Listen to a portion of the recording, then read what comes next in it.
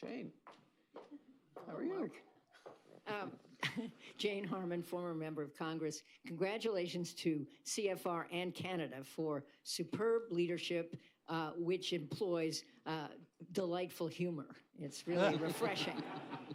My question is more about Ukraine. You've answered lots of it, but putting on your banker hat, there has been a bill in the United States Congress for a while, sponsored by Lindsey Graham and Richard Blumenthal, to impose secondary sanctions on Russia to force Putin to change his strategy. That bill isn't passing because Trump does not yet support it, despite a veto-proof majority. But my question is, how potent are secondary sanctions, and should this bill pass, how much difference do you think it would make? Well, and great to see you, Jane.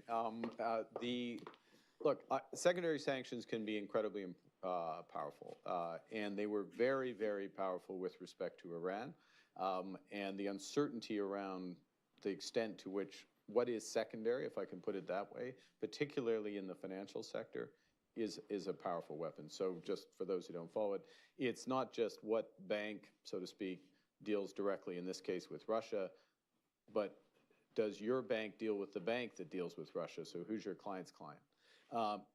And once you start asking that question, the risk really does pull in, and the isolation goes up orders of magnitude.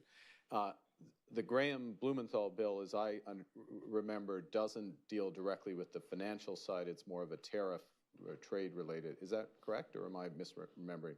You think it has that financial? I think if it has the financial, I think that is power. It is something we have advocated. Canada has advocated. I personally advocated some of the discussions, and I will say that the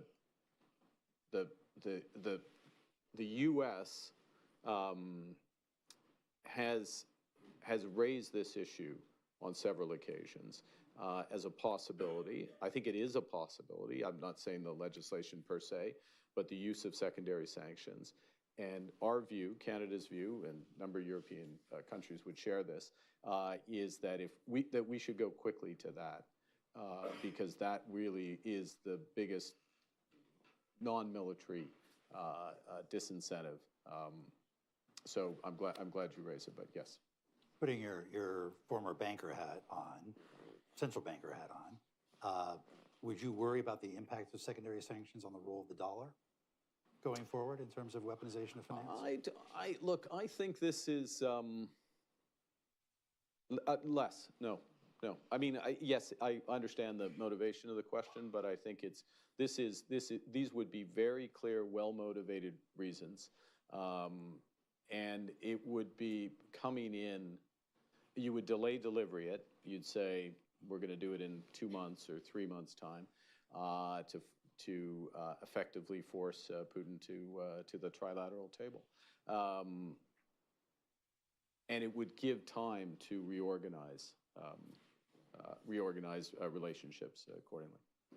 You always have a risk, as you know, when you do financial sanctions in terms of the impact on the dollar. But it is also this is the thing that needs to be hammered home. It is so difficult to transact even in other currencies with ultimately the chain one step removed, not touching a U.S. person, financial institution, the dollar, that's what gives this such power.